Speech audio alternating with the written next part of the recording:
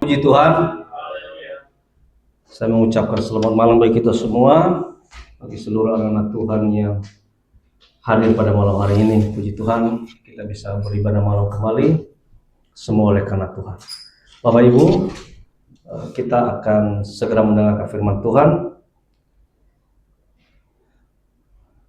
Tema firman Tuhan yang akan saya sampaikan malam hari ini adalah, silakan ditampilkan.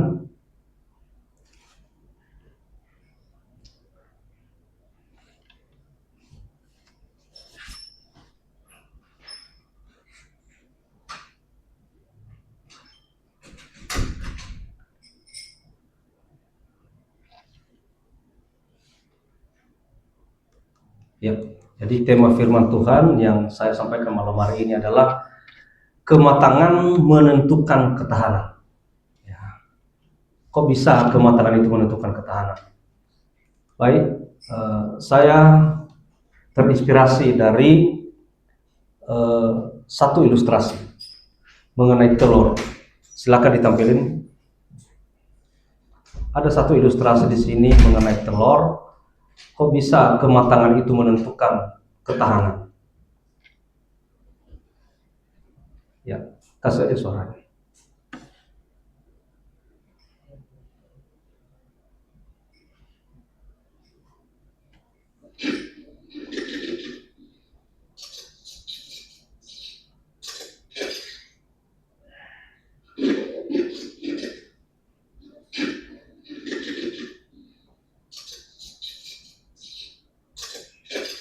Ya, stop. Jadi kalau kita lihat tadi yang pertama itu diputar, lama muternya. Atau yang pertama, coba ulang sekali lagi. Stop dulu. Nah, itu yang pertama itu diputar, nggak lama muternya, sebentar aja udah langsung berhenti. Nah, yang kedua, muternya lama. Kenapa? Ternyata matang. Yang tadinya itu mentah. Oke, stop. Jadi begitu juga dalam kehidupan kita. Ketika rohani kita matang, ketika rohani kita dewasa, maka kita punya ketahanan, bertahan. Sama seperti telur tadi, diputar lama sekali muternya. Tapi kalau yang mentah diputar langsung berhenti. Kalau nanti mau cari tentang ilmu fisikanya, ya sebenarnya cairan, karena di dalam itu cairan, jadi biasanya itu dia kembali kepada tempat semula, itu makanya dia cepat muter. Tapi kalau yang sudah dimasak, yang sudah matang itu udah nggak ada lagi cairannya, makanya dia muter lama. Jadi kematangan itu menentukan ketahanan. Nah, bagaimana dengan hal yang rohani? Bagaimana dengan hal rohani, Bapak Ibu? Kematangan seseorang tidak ditentukan oleh kekuatan otot. Seperti ini, perhatikan. Nah, ini kan six-pack ya. Ini kayak perut saya ini, six-pack. Benar ya? Tapi ini tidak ditentukan oleh ini. Walaupun six-pack berkotak-kotak, tapi tidak ditentukan kematangan seseorang itu. Walaupun badanmu kekar, ya, berotot, tapi itu tidak menentukan kematanganmu. Apa yang menentukan? Tapi ditentukan oleh dewasanya iman kita. Haleluya. Kayaknya nggak terima nih. Haleluya. Kematangan itu ditentukan oleh kedewasaan iman kita seperti ini. Jadi orang yang imannya udah dewasa, maka dia cinta yang namanya persekutuan itu dengan Tuhan. Jadi walaupun tadi badannya six-pack kayak itu, berotot, badannya bagus, tapi itu tidak menentukan kematangannya. Tapi imanlah yang menentukan kedewasaan atau kematangan seseorang. Kita baca ya. Ibrani pasal 5 ayat 14. Demikian firman Tuhan. Tetapi makanan keras adalah untuk orang-orang dewasa, yang karena mempunyai panca indera yang terlatih untuk membedakan yang baik dan yang jahat. Jadi tentu orang-orang yang matang, orang-orang yang sudah dewasa itu Itulah orang-orang yang berani dan bisa makan makanan keras. Apa itu contoh makanan keras? Paku, ya, kerikil, batu. Itu contoh makanan keras. Ya, makanan keras itu adalah makanan orang dewasa. Dia udah bisa makan nasi. Ya. Tapi kalau dia masih kekanak-kanakan, dia nggak akan bisa makan makanan keras. Jadi ini, tapi makanan keras, nah itu. Jadi saudaraku, orang-orang yang sudah matang, yang bertahan tadi itu, adalah dia yang sudah mampu makan makanan keras. Nanti akan saya jelaskan berikutnya, makanan keras itu seperti apa. Dan seperti apa makanan yang masih kanak-kanak. Nah, tentu di sini dikatakan makanan keras untuk orang-orang dewasa. Kalau dikasih susu terus untuk Pak Guru setiap hari, nggak dikasih makanan keras, lama-lama lemes, ya Pak Guru ya. Dikasih bubur aja dikasih tiap hari, susu, nggak dikasih makanan keras, lama-lama lemes badannya. Tapi kanak-kanak, anak-anak kecil kalau dikasih dijejelin makanan keras, nggak sanggup juga, keselak. Artinya makanan keras hanya untuk orang-orang dewasa. Di Yakobus pasal 1 ayat 4 dikatakan, dan biarkanlah ketekunan itu memperoleh buah yang matang. Bagaimana caranya supaya kita matang? Satu tadi, harus mampu makan makanan keras. Dan itu dengan ketekunan. Supaya matang, harus ada ketekunan. Nggak ada yang namanya suam-suam kuku. Nggak ada yang namanya panas-panas tai kucing. Nggak. Tapi ketekunan, tekun. Kalau kau tekun, maka engkau akan memperoleh buah yang matang. Kolose 2 ayat 7. Hendaklah kamu berakar dalam dia serta dibangun di atas dia. Harus berakar. Berapa minggu yang lalu saya sudah mengajarkan di sini tentang akar. Harus berakar di dalam dia serta dibangun di atas dia. Barulah engkau bisa bertumbuh. Baru engkau bisa sehat kalau engkau punya akar yang kuat. Dan hanya itulah yang mampu makan makanan keras. Saudaraku, apa sih kematangan itu? Apa kematangan itu? Kematangan itu adalah latihan. Ya. Bukan usia. Maksudnya itu latihan apa? Nih, perhatikan. Latihan taat waktu nggak enak. Keadaannya nggak enak, ya, lagi banyak problem, lagi banyak masalah, lagi banyak beban pikiran, tapi dia tetap taat. Lagi banyak pergumulan, beban hidup semakin bertumpuk, tapi dia tetap taat. Latihan, apalagi? Latihan mengampuni waktu disakiti. Ketika engkau disinggung, ketika engkau sedang sakit hati, ketika engkau lagi difitnah, ketika engkau lagi direndahkan, ketika engkau lagi dikucilkan, engkau belajar mengampuni. Itu latihan.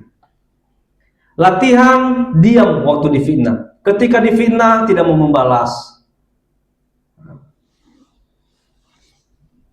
Diam. Bukan ketika difitnah langsung langsung aja dilawan bila perlu. Awas kamu, aku nggak begitu kok. Nanti pada suatu saat gue balas lo ya, sakit hati gue. Tapi dikatakan belajar di latihan di diam. Latihan di diam waktu difitnah.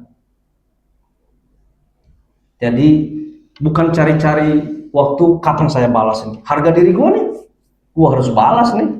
Enak aja. Malam hari ini firman Tuhan mengajarkan kita latihan diam. Kalau engkau mau matang, engkau harus latihan. Latihan diam waktu difitnah. Bukan usia. Jadi umur rohani itu tidak sama dengan umur di KTP.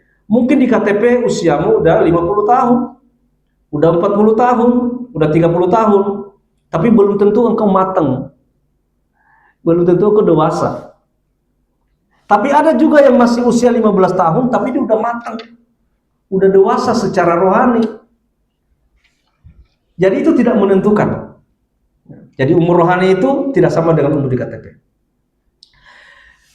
Kalau kita baca di Ibrani pasal 5 ayat 12 sampai 14, intinya di situ penulis Ibrani itu marah. Dia mengatakan begini, seharusnya sekarang kamu sudah jadi guru. Nah, itu sebenarnya disampaikan ke kita-kita ini yang dari orok sudah pengikut Kristus, yang dari orok sudah dengar firman, sampai sekarang kita sudah dengar firman, udah rajin ibadah, bahkan pelayanan.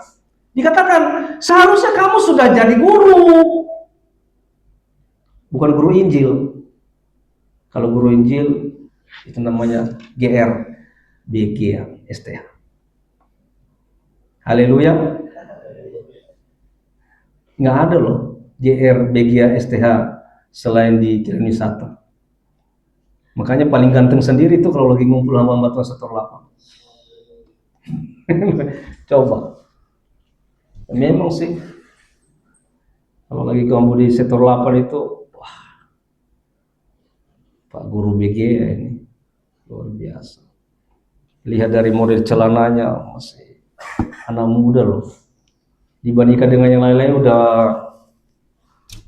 tua-tua. Tapi masih usianya masih 30 tahun ya Pak. Amin. Amin lagi katanya. Ya. Harusnya kamu sudah jadi guru. Kamu dari kecil udah lama kamu ke gereja, udah lama dengar firman. Dan bahkan dikatakan, bahkan kamu sering menyampaikan firman. Harusnya kamu sudah jadi guru. Tapi kamu masih perlu diajari asas-asas dasar. Ini koreksi buat kita. Harusnya kita ini semua udah jadi guru. Guru di mana? Guru dalam diri kita sendiri. Guru untuk orang-orang di sekitar kita. Guru di tempat kita ada. Guru gimana? Minimal sikap kita. Ketika kita disinggung, kita tidak sakit hati. Ketika kita difitnah, kita belajar diam. Kita latihan untuk taat, walaupun dalam pergumulan. Tapi kalau misalnya kita sedang difitnah, lalu kita langsung reaktif, langsung melawan. Ini firman ini berlaku. Harusnya kamu sudah jadi guru, tapi kenapa kamu masih perlu diajari asas-asas dasar? Asas-asas dasar. Berarti sifatnya masih kekanak-kanakan. Nah, dalam Ibrani pasal 5 ini ciri-ciri bayi rohani menurut Ibrani pasal 5 ini. 1. Cuma minum susu. Kayak ponakan saya JJ yang masih cantik sekali. Cara melihatnya, cara meliriknya. Namanya JJ.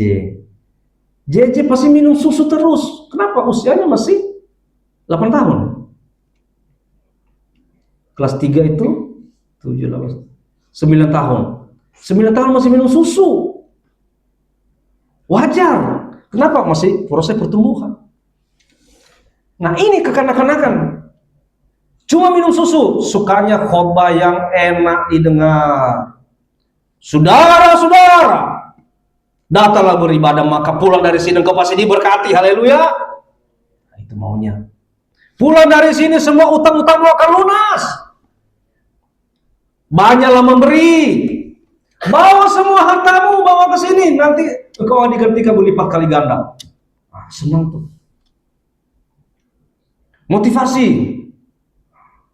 Motivasi dia senang tuh. Semakin engkau kuat, maka engkau hebat. Oleh karena itu, biar engkau kuat di dalam Tuhan, engkau pasti diberkati, saudara-saudaraku. Saudaraku, kalau ada firman-firman kayak gitu, itu berlaku hanya untuk yang rohaninya masih kekanak-kanakan. Senang itu. yang rohaninya masih kanak-kanak, dipuji-puji. Wah saudaraku, rajin ibadah, engkau pasti diberkati. Coba lihat, keluargamu sekarang semakin diberkati. Dan engkau semakin beribadah, semakin diberkati lagi. Yang penting kamu percaya saja. Saudara, masih minum susu. Jangan engkau bangga kalau engkau melihat gereja seperti itu, lalu punya jemaat yang ribuan, lalu khotbahnya kayak gitu-gitu. Kenapa? Itu semua masih kekanak-kanakan. Lalu dia alergi dengan makanan keras.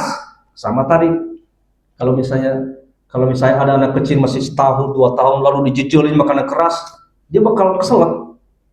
Nah sama, yang rohaninya masih kekanak-kanakan, kalau dijejelin firman Tuhan yang keras, ya, teguran, pengampunan, salib, dia alergi. Yang diomongin salib melulu, penderitaan melulu, negur melulu. Kita datang ke gereja bukannya dipuji, bukannya diangkat, kitanya malah ditegur melulu, alergi. Besok cari gereja lain enak sono tuh, firmannya enak, berkat-berkat, kasih kita motivasi, pindah. Kenapa? Itu rohaninya masih kekanak-kanakan.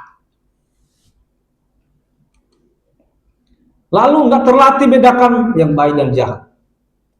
Gampang baper, ya dikit-dikit overthinking, kepikiran aja. Gampang dibodohi ajaran sesat. Di sana itu ada yang begini-begini, waduh, langsung sembuh sakit perutnya. Kayaknya bagus tuh pengajarannya. Nah itu, gampang dibodohi ajaran-ajaran sesat. Gampang ikut arus dunia. Ini nggak terlatih membedakan mana yang baik, mana yang jahat. Saudaraku, ini ciri-ciri bayi rohani. Ya. Lalu mengapa orang matang bisa bertahan? Seperti tadi telur. Kenapa telur yang matang itu diputer? Lama muternya bertahan. Tapi kenapa kalau yang mentah itu diputer sebentar langsung berhenti? Bagaimana dengan rohani? Mengapa orang matang bisa bertahan? Karena pertama, dia punya akar.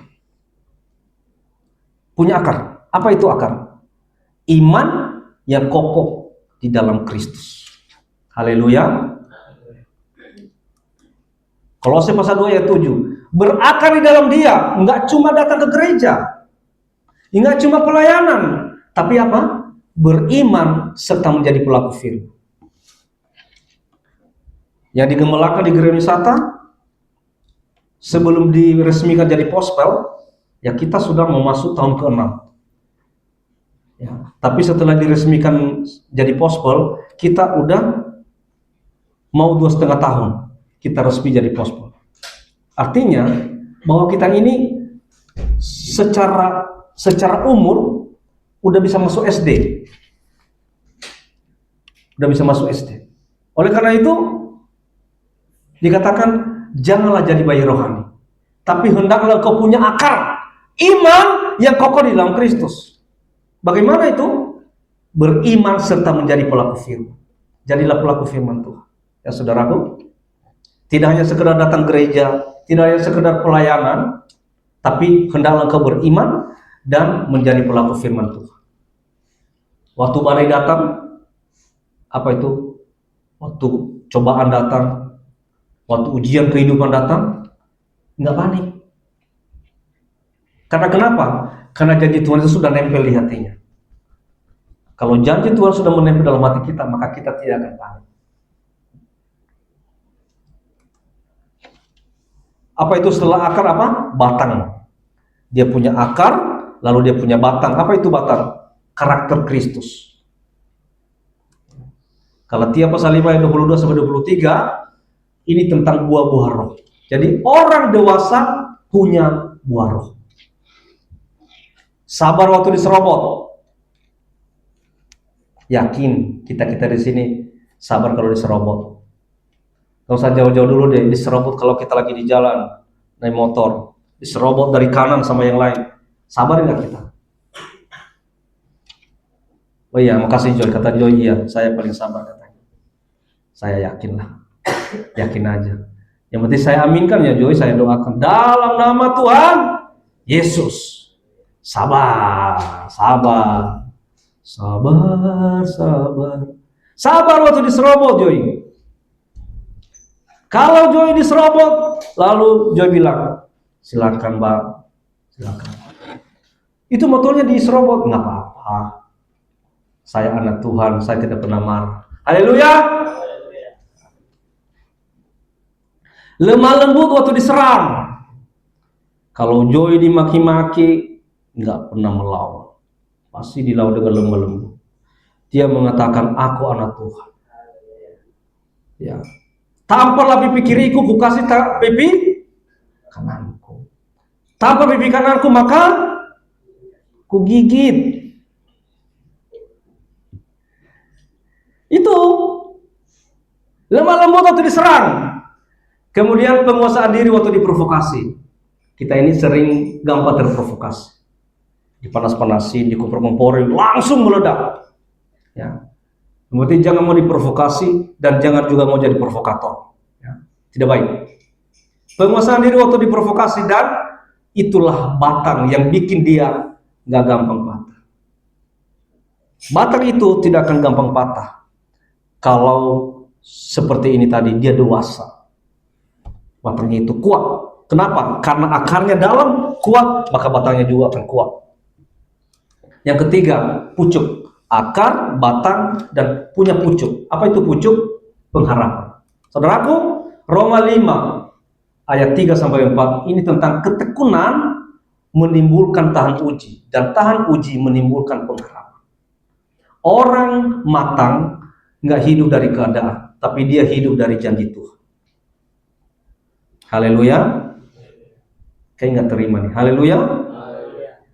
Orang matang, yang matang rohaninya, dia tidak hidup dari keadaannya.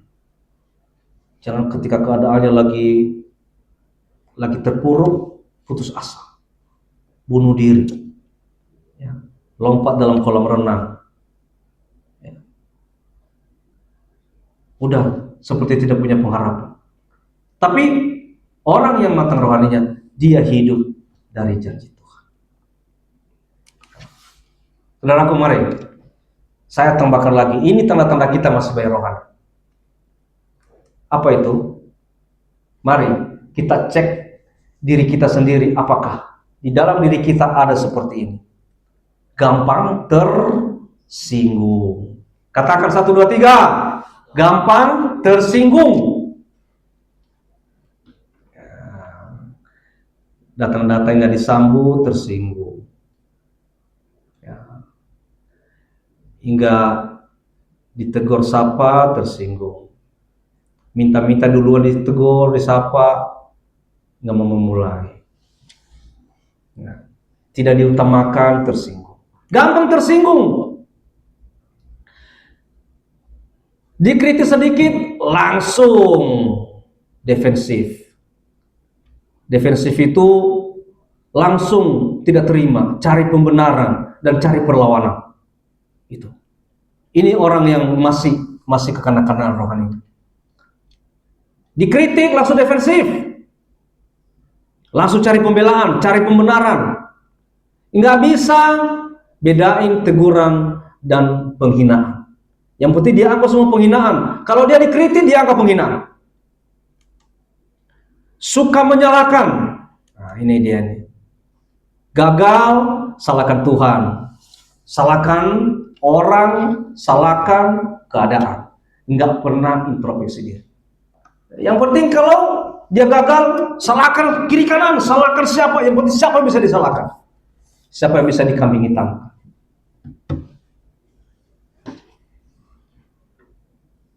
Haleluya. Kalau keadaan kita terpuruk, apakah kita menyalahkan orang lain? Haleluya. Tidak menyalahkan orang lain, tidak boleh menyalahkan orang lain. Ya. Harus introspeksi diri. Mungkin ada yang Tuhan nggak suka, atau mungkin ini bukan maunya Tuhan. Ya. Ketiga, tidak bisa menunda. Maunya gini, maunya instan semuanya. Nanti saya begini. Ini nanti jadinya begini. Kalau saya begini, nanti jadinya begini. Dia pengennya begitu deh. Gampang semuanya, gampang. Nah, ketika tidak tercapai, langsung langsung menyalahkan Tuhan, langsung menyalahkan orang lain, menyalahkan teman, menyalahkan keluarga, menyalahkan saudara, menyalahkan orang tua. Maunya instan, doa langsung jawab, kerja langsung kaya. Aku pengen kerja ini nanti, dan setelah saya kerja berapa bulan, saya akan beli mobil, habis saya beli rumah. Setelah itu nanti saya akan beli lagi yang lebih besar. Setelah tidak tercapai, ketika gagal, menyalahkan Tuhan, menyalahkan orang lain. Nikah langsung bahagia, nggak mau proses. Dan hidup dari perasaan. Lagi mood, baru doa. Lagi diberkati, baru semangat. Nggak punya disiplin rohani. Nah, kalau lagi mood, doa kita. Ya. Kalau lagi diberkati, ayo semangat, puji Tuhan, Allah itu baik. Tapi nggak punya disiplin rohani. Saudaraku, mari kita masing-masing introspeksi diri. Apakah ada yang nggak dalam diri kita seperti ini? Mari kita harus naik level. Langkah naik level ke kedewasaan. Pertama, makan makanan keras. Baca 1, 2, 3. Makan makanan keras. Kalau kau masih bayi rohani sekarang, yang masih hanya suka minum susu, masih makan bubur, lembek, supaya kau bisa naik level, ayo makan makanan keras. Ya. Ibrani pasal 5 ayat 14. Sengaja membaca bagian Alkitab yang gak enak. Nah, ini supaya engkau naik level kedewasaan. Bacalah bagian-bagian Alkitab yang gak enak di daging kita. Misalnya khotbah di bukit, kitab Amsal, surah 1 Petrus. Ini kan semua tentang pergumulan, tentang penderitaan. Baca itu. Bagian yang menanjaki hati, jangan cuma cari ayat berkat. Jangan tadi yang masih kekanak-kanakan rohani hanya suka khotbah-khotbah tentang berkat, tentang motivasi. Ini juga, jangan cari-cari ayat yang hanya tentang berkat-berkat. Tapi carilah ayat tentang khotbah di bukit, kitab Amsal ini tentang pergumulan, surah 1 Petrus ini tentang penderitaan. Baca itu. Maka engkau sudah makan makanan keras. Dan inilah yang membuat engkau naik level. Mau makanan keras, haleluya. Kita lihat nanti ya, mau makanan keras apa nanti keselak semua. Kedua, mau menerima proses pembentukan. Dibentuk, kayak tanah liat itu kalau bentuk supaya jadi apa? Supaya jadi sesuatu, jadi periuk, atau supaya jadi piring, supaya jadi suatu benda yang bagus, maka harus terima proses pembentukan. Engkau juga kalau menjadi alat yang berharga, engkau harus mau dibentuk. Bagaimana caranya? Tuhan membentuk engkau dengan firman. Itu makanan keras tadi. Engkau ditegur, engkau dididik. Walaupun didikan dan teguran firman itu sakit, tapi itu sedang membentukmu. Ibrani 12 ayat 11. Memang tiap-tiap ganjaran pada waktu ia diberikan tidak mendatangkan sukacita, tetapi duka cita. Ya. Duka cita. Kenapa duka cita itu? Karena sakit bagi daging. Makanya dikatakan duka cita. Tetapi kemudian ia menghasilkan buah kebenaran. Nah, duka cita bagi daging, tapi itu akan menghasilkan buah kebenaran. Makanya katakan, bilang, iya Tuhan, waktu Tuhan izinkan kamu diproses. Ketika engkau diproses, dibentuk, engkau lagi merasa sakit, ya, engkau merasa kok terpuruk kehidupanku. Maka katakan, iya Tuhan, aku sedang diproses oleh Tuhan. Terima kasih Tuhan. Itulah orang yang sudah matang. Ya. bukan ngambek, bukan baper. Dan ketiga, kalau bisa cari mentor atau pembimbing. Amsal 27 ayat 17 dikatakan besi menajamkan besi. Orang dewasa nggak tumbuh sendiri, saudaraku. Jadi kita perlu dibantu oleh mentor. Cari 1-2 orang yang lebih dewasa, yang berani jujur sama kamu. Jangan cari teman curhat, lalu engkau curhat menyampaikan masalahmu, tapi engkau paksa orang itu supaya mengikuti maumu. Lalu ketika temanmu itu memberikan kamu nasihat, nggak terima, malah engkau baper, marah-marah sama temanmu. Itu namanya juga kekanak-kanakan, saudaraku. Tapi di sini dikatakan carilah mentor. Mentor siapa? Yang lebih dewasa, yang berani jujur sama kamu. Kalau kamu salah, dia berani bilang salah, harusnya begini, dan harus terima. Jangan ketika dikasih tahu kesalahanmu, kirain kamu belain gua. Percuma lu teman gua. Udah, gua mau teman lagi. Ya. Kalau gitu kamu nggak kena level. Saudaraku, kesimpulannya malam hari ini, kematangan menentukan ketahanan. Ini kesimpulannya. Tuhan nggak janji hidup kita tanpa badai, tapi janjinya kalau kita dewasa, badai nggak akan merobohkan kita. Yang kedua, ketahanan bukan tentang nggak pernah jatuh, pasti jatuh. Ketahanan tentang jatuh, tapi punya akar, jadi bisa bangkit lagi. Haleluya. Tuhan Yesus memberkati. Mari Bapak Ibu yang dikasihi Tuhan, semoga kita semua yang hadir di tempat ini, kita semakin dewasa, semakin kuat, semakin tahan, meskipun kita dibentuk, diproses, ditempa, sakit rasanya, tapi kalau kita punya kematangan rohani, kita tidak akan putus asa. Sama seperti telur tadi. Telur yang matang, maka dia akan bertahan lama. Ya.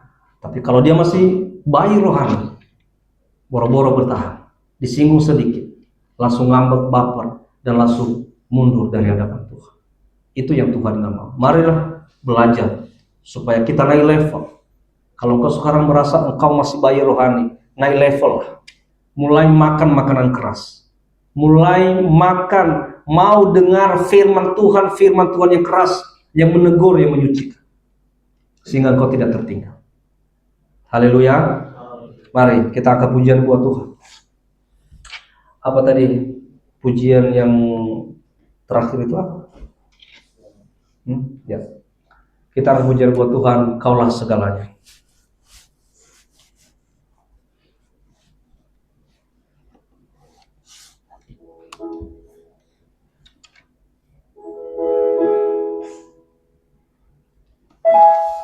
Kau Bapa yang mengasihiku, kuasa memulihkan.